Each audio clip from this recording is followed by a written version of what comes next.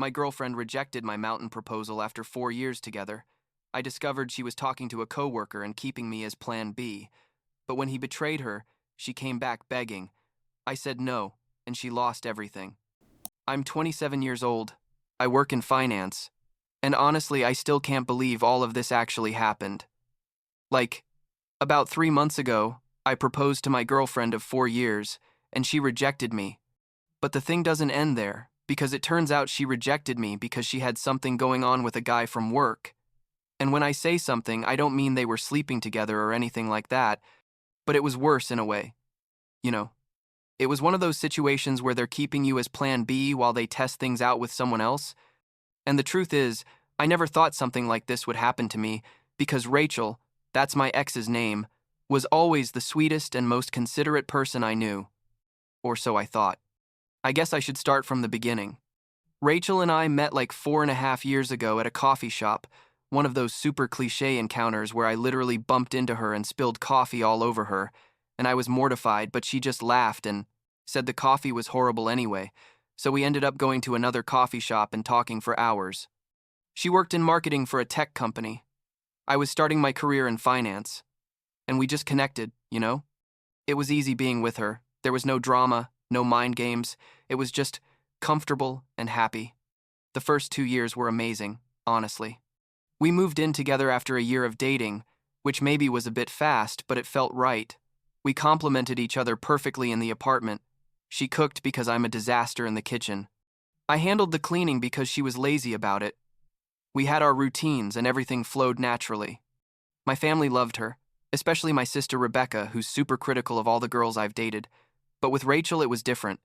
And from the start, they got along. And that was important to me because Rebecca and I are very close. Fast forward to last year, like October or November, I don't remember exactly. I'd been thinking about marriage for several months already. I mean, we'd been together almost 4 years. We lived together. We talked about the future all the time. She mentioned things like where we'd like to raise kids someday, what kind of house we'd want, all those conversations that make you think you're on the same page, you know what I mean? So I started planning the proposal. I wanted it to be special because Rachel always said she liked romantic gestures. Not necessarily expensive, but meaningful. I spent like 2 months planning everything. I found this beautiful resort in the mountains, like 3 hours from the city, with cabins by a lake and the whole romantic movie vibe. I booked a cabin for a long weekend in February, coordinated with the resort staff to prepare the scene with candles and flowers. I bought the ring she had commented she liked.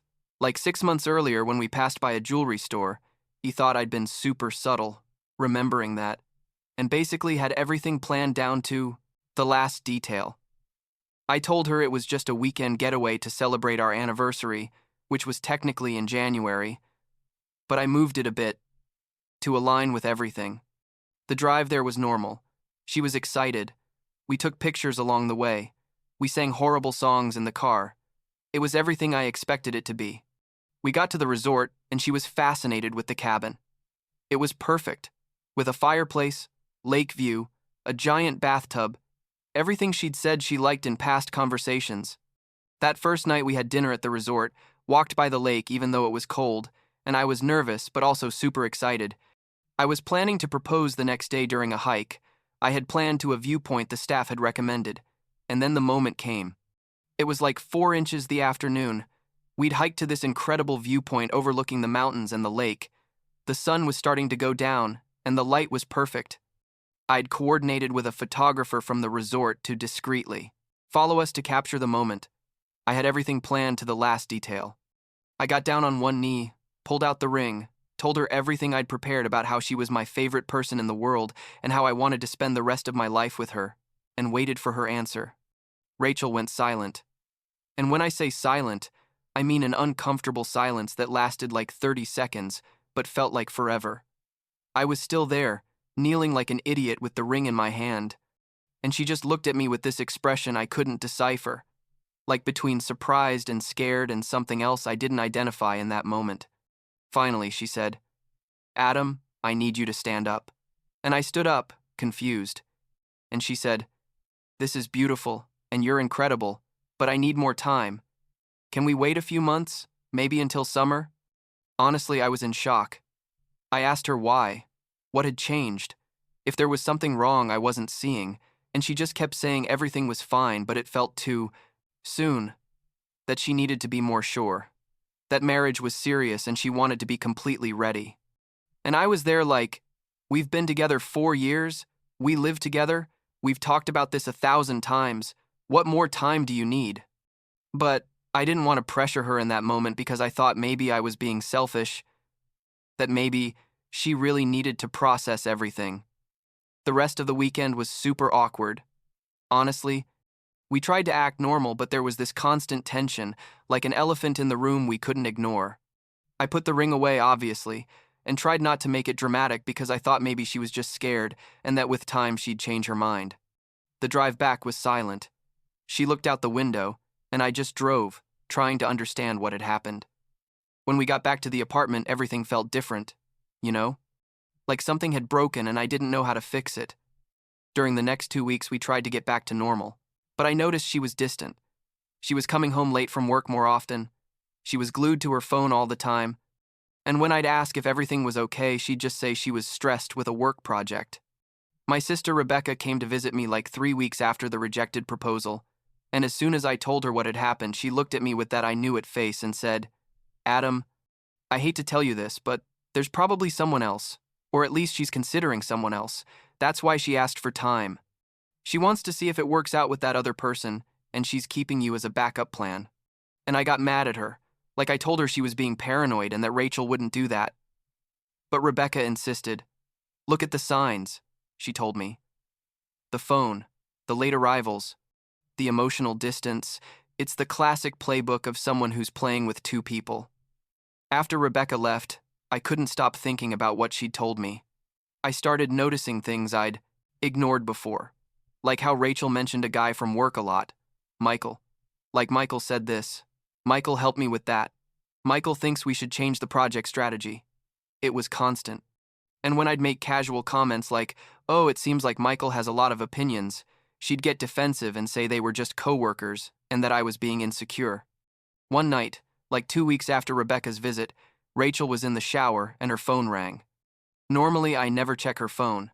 The truth is, I've never been one of those controlling boyfriends, but something in me that day just needed to know.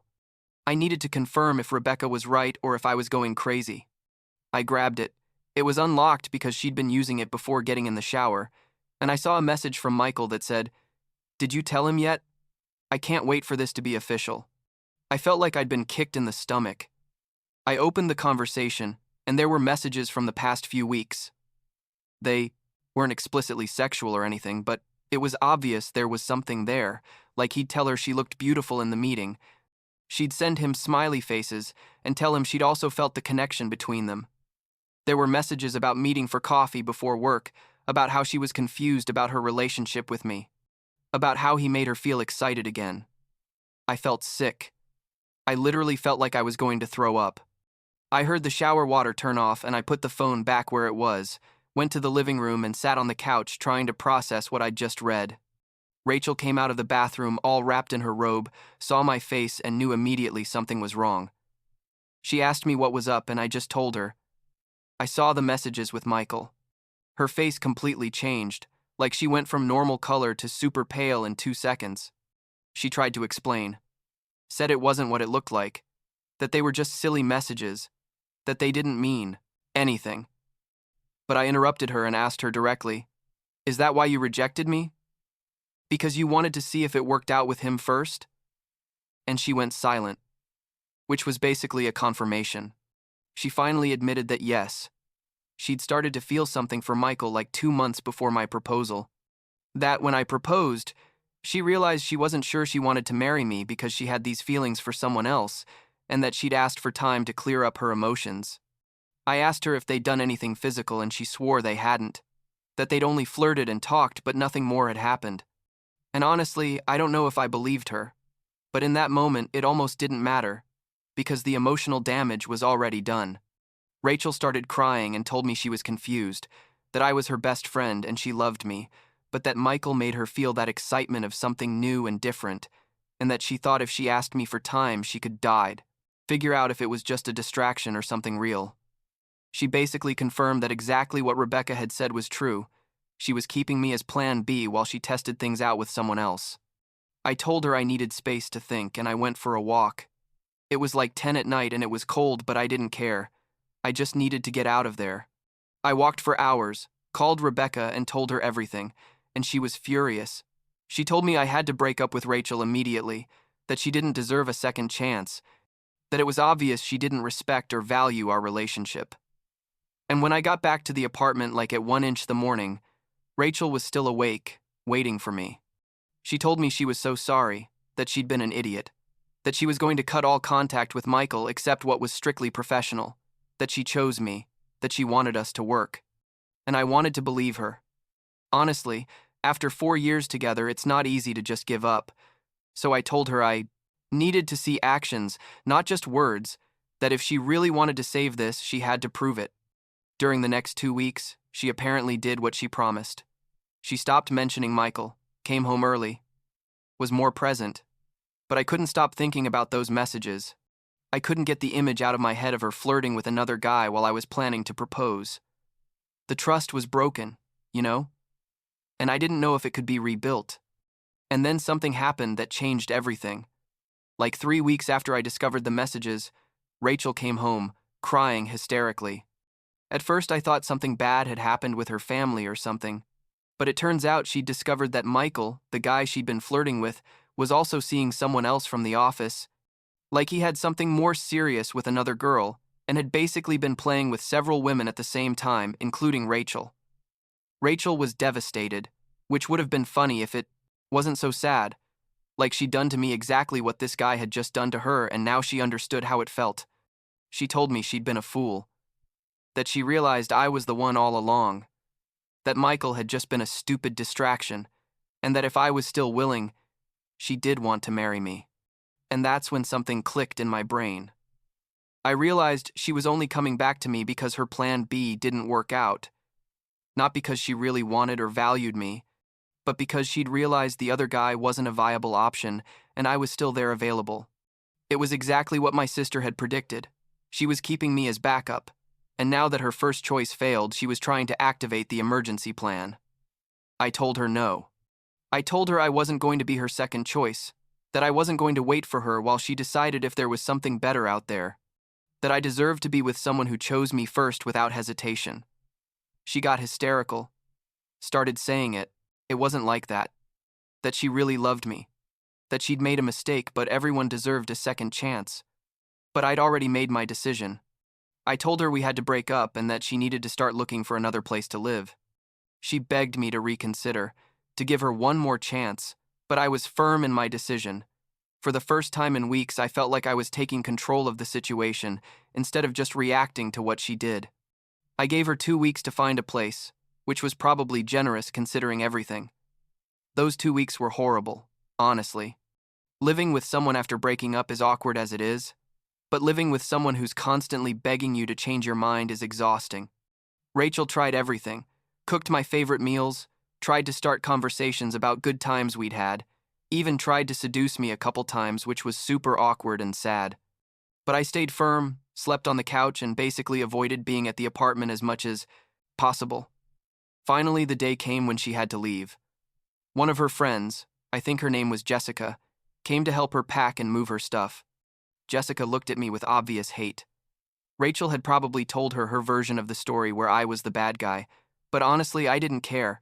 I just wanted it all to be over. Rachel cried while she packed. Tried to talk to me several times, but I just told her it was better to leave it like this. When they finally left, I sat in the empty apartment, and honestly, I didn't feel anything. Like I expected to feel sadness or relief or something, but I just felt empty and tired. It was weird seeing the apartment without her things, without her products in the bathroom, without her mess on the table. After almost 4 years living together, the space felt huge and lonely. Like 2 months passed, and honestly, I was starting to feel better. Like it still hurt, but it wasn't that constant pain anymore. It was more like a background ache I could ignore. Most of the time. I hung out with friends more often, focused on work, even started going to the gym again. Basically, I was rebuilding my life. And then my sister called me with some gossip she'd heard through a mutual friend. Turns out after Rachel moved in with her friend Jessica, things got tense because Rachel didn't have money saved and couldn't help much with expenses, and eventually Jessica got fed up and told her she had to leave. Rachel ended up going back to her parents, who live like 2 hours from the city, and apparently they were super disappointed in her because she'd told them the whole story, and they basically told her she'd ruined a good relationship by being selfish and immature. Her parents had always liked me, honestly, and according to what Rebecca heard, they gave her like a month to stay with them, but made it clear they expected her to find her own place soon because they were tired of rescuing her from her own mistakes.